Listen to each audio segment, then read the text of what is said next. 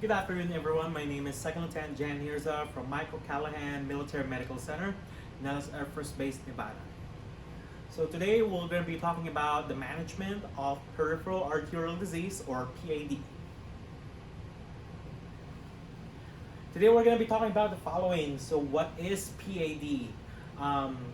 We're going to be talking about the manifestations of PAD, the risk factors, and the importance of knowing why we need to know PAD. And also, the next one will be the evidence-based research that I found out as far as for proper diagnosis of PAD, the treatment and management of PAD. And the next thing we're going to be talking about the case study. So we're going to be talking about the patient that I had from ICU as far as post-op iliac stent placement because of PAD. So we're going to be talking about that as well. And then at the end, I had prepared questions just in case to answer some of the questions that I have in my mind, or potentially from my audience. So what is PAD? So PAD, basically what it is it's a blockage, either partial or total. It's some sort of blockage in our extremity, thus having decreased blood flow in that extremity and having to risk of having limb ischemia, so no oxygen, or either that or just severe pain in that limb. So the pathophysiology of PAD is basically the change of natural flow of the blood through the arteries and veins of the peripheral circulation. It causes decreased perfusion to the body tissues as well. So what causes this blockage in the extremity? So this is what we call the systemic arteriosclerosis, which is a partial or total arterial occlusion to the extremity. So basically, there's something, either a plaque or a clot, but it's typically the plaque that occludes that flow, ended up having that occlusion in that side and making or having ischemia for that limb. Which we're going to be talking about the risk factor as well after this slide. But why do we get arteriosclerosis? It's because of these risk factors. And this is from the National Heart, Lung, and Blood Institute. And the risk factors for getting PAD are the following. So smoking, high blood pressure, high blood sugar, which is diabetes, and then just having a bad diet such as high in fats and cholesterol can significantly increase your risk of getting PAD and risk of getting that occlusion in that artery. And let's talk about a little bit about the manifestations of PAD. So there are 4 stages of PAD, which is asymptomatic, claudication, breast pain, necrosis, or gangrene. I don't know if you can see the picture on the right side of the screen, but basically asymptomatic. Normally your patient will not show up in the ER at this point because they're not complaining of any pain or anything, but bruit or aneurysm is present at this point. Pedal pulses are decreased or absent. And like I said, you're probably not going to see them at all at this stage because they're not exhibiting any symptoms or pain. Stage 2, this is the time that you might see them in an ER because of muscle pain, cramping, or burning occurs with exercise, but is relieved with rest. The biggest thing here is it is relieved with rest. This is the only way that you can differentiate these stages, is because whenever they ambulate, and whenever they take a break or whenever they rest and sit down, they normally get relieved from pain, which as you can see on that picture, it says stage 2, walking in pain. And stage 3 is rest pain.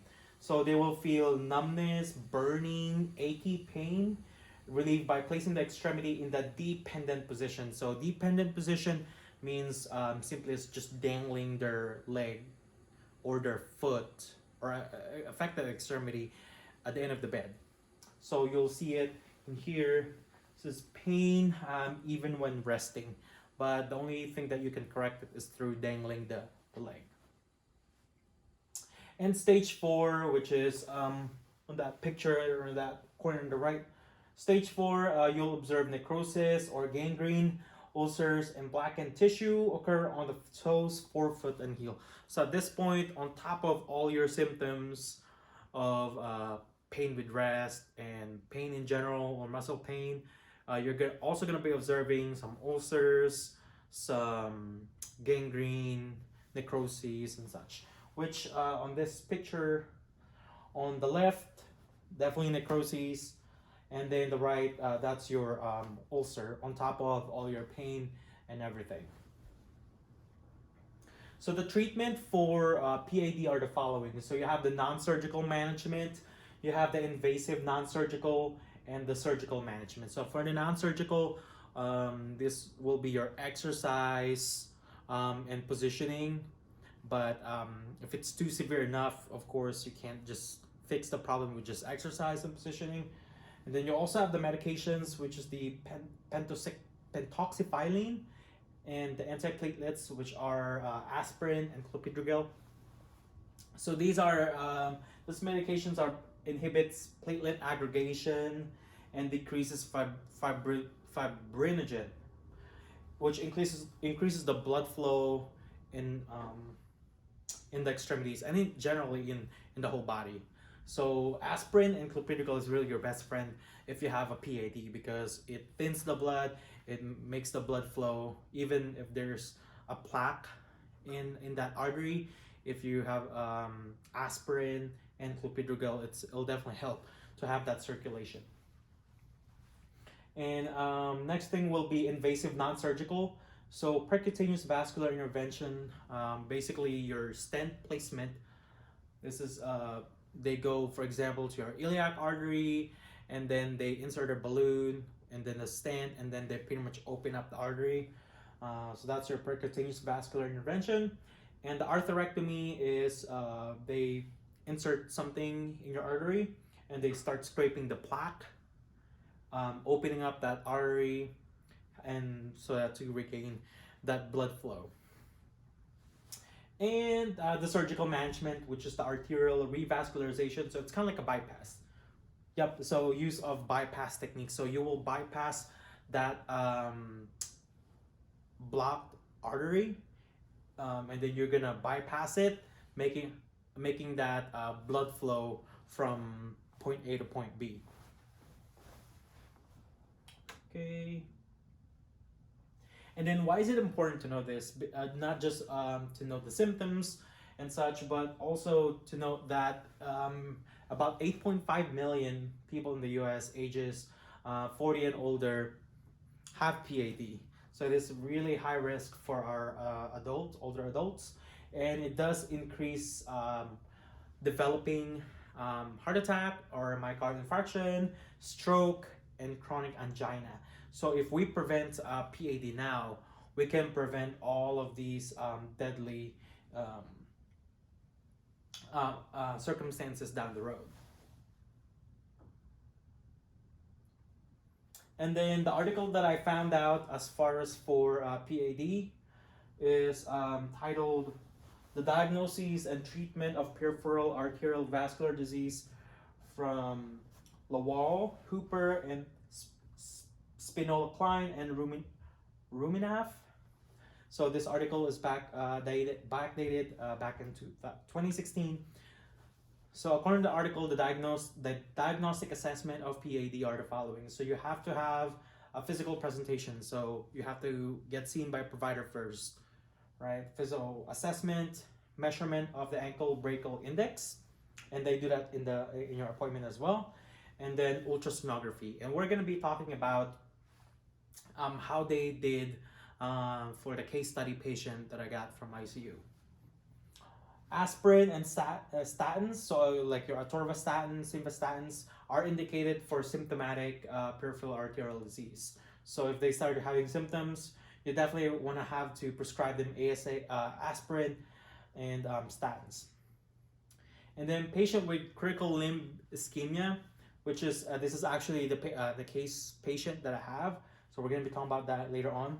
Should undergo revascularization as soon as possible, but we always want to consider least invasive first, right? Before we go in there and start, having invasive procedures. So, therefore, you also want to consider endovascular procedure, which is stent placement or balloon placement, if possible, right? Before you jump into revascularization, which is more significant damage to the body, more time the patient is on the table and such.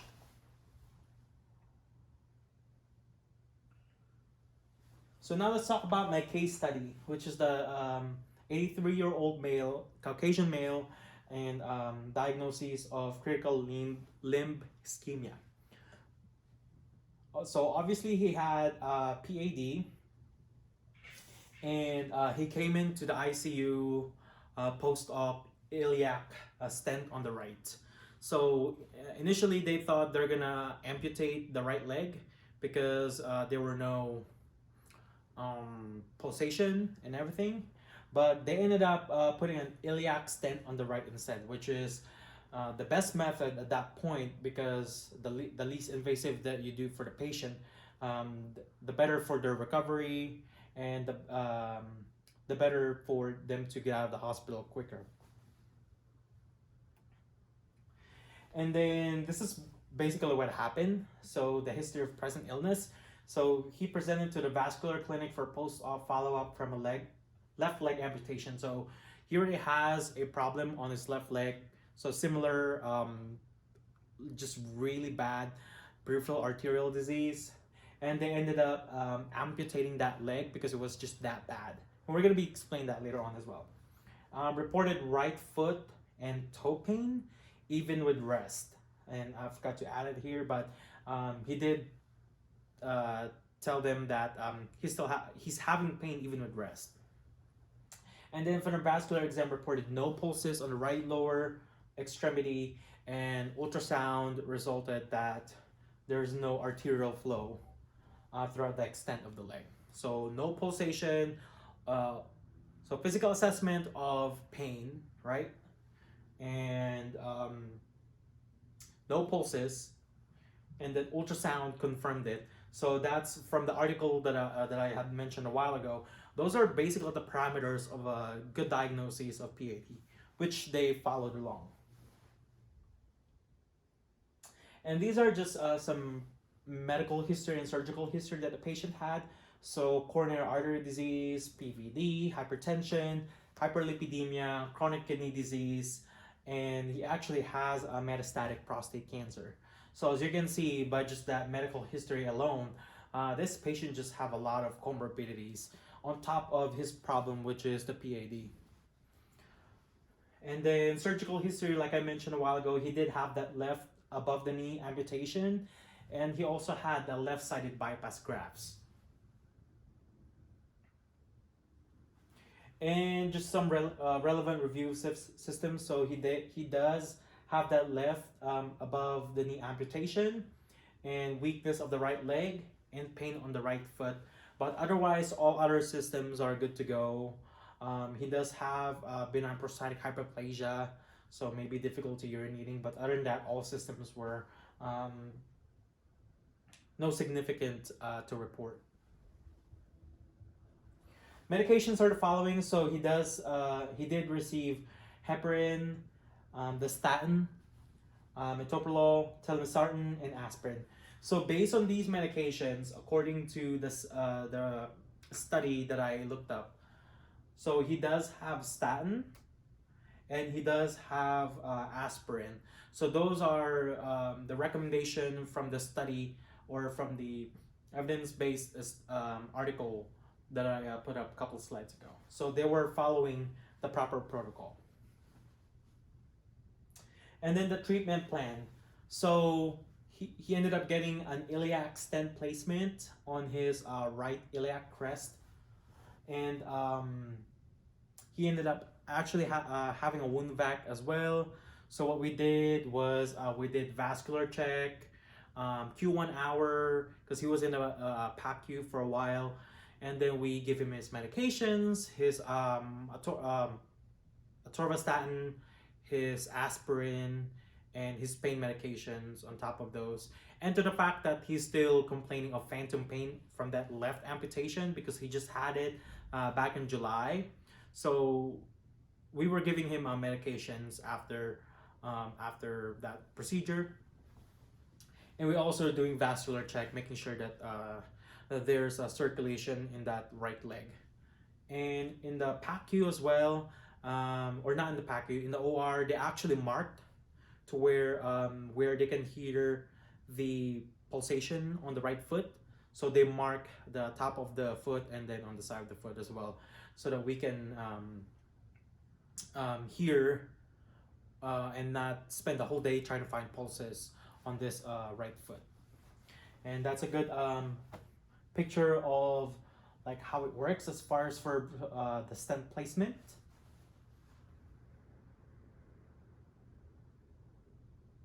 Any questions? And I did prepared a total of 3 questions, and this is just like questions. If I'm the audience, this is the questions that I might ask the presenter. So number 1, since we're talking about PAD, as a nurse, what should be my priority nursing interventions after stent placement? So the biggest thing for nursing priorities or nursing interventions for this patient, definitely bleeding, right? So we definitely want to observe for bleeding at the site. Make sure that we're checking the wound vac, because he did have a wound vac, not JP drain. It was a wound vac, kind of like a portable wound vac. So we also need to note how much are they putting out of that wound vac. If it's significant enough, you definitely want to call the provider. And then we also want to monitor their vital signs, right, for hypovolemic shock. So I call this, when I was in nursing school, I call it hypotachy. It's kind of confusing for some people, but for me it works out. But if they are presenting anything with hypotension, which is decreased blood pressure, and tachycardia, which is increased heart rate, I already know that the patient is in bad shape. So I definitely want to assess the patient a little bit more and then report to the provider as needed. And then also decreased output. So therefore, if you have decreased output, there's no perfusion, or there's less perfusion going on in the body, and we don't want that. And then, like I said, we definitely want to perform vascular checks. So checking for pulses, checking for color, temperature of the extremity, all that jazz. So this is the priority intervention whenever they get a stent placement. But what if they actually end up getting revascularization or having a bypass in that artery? So these are our nursing interventions, or as far as for what we need to do. So the biggest thing that we need to worry about is the graft occlusion. So if that revascularization ended up occluding, that's something that we need to worry about big time. So graft occlusion can happen within 24 hours. So that's why we always want to make sure that we're doing our vascular checks. Monitor for severe, continuous, and aching pain. So you want to monitor their pain, and you want to make sure that, because sometimes patient comes out with a PCA pump. So you also want to ask the patient what's the quality of their pain. Is it achy? Is it throbbing? Is it pulsating like a blood flow? So those are the things that you wanna put your head into whenever you ask for pain, because you definitely wanna report that to the provider as far as for those manifestations. And like I said, be careful with a PCA or giving morphine for breakthrough pain, because those can actually shadow the actual symptom of graft occlusion. And then, like I said, vascular check. So every 15 minutes for 1 hour, and then every hour after that. And then call the provider if the leg feels cold, right? If it's pale, ashen, or cyanotic or bluish, and decreased or absent pulse. And I don't know if I had mentioned a while ago, but for the patient that we had in the ICU, the one that just had the iliac stent, the only way that we can detect the pulse is actually through Doppler. So he does have a Doppler in the room, and whenever we check, we do a vascular check, we go in there and then use the Doppler to check his pulses, and it's already marked in the OR, so we know where to put the Doppler and everything. So why did they amputate the left leg? That's a good question because when I was looking at his chart, he does have diabetes, which I think that's the biggest factor of his amputation. His left leg is because of the diabetes, but there's definitely way more into that. So and he got this done like a couple of months. No, he got this done back in July. So it's because of the ischemia in the left leg, and the vascular clinic having a disposition of non-reconstructible occlusive disease. So I guess it's because it's the occlusion was too bad that even with revascularization or even stem placement can't make it. So they ended up recommending amputation on that left leg, because if they don't amputate it, there could be way worse complications down the road.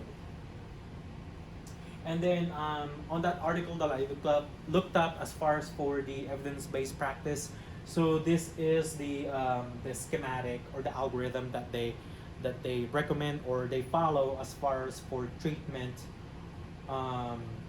for the PAD.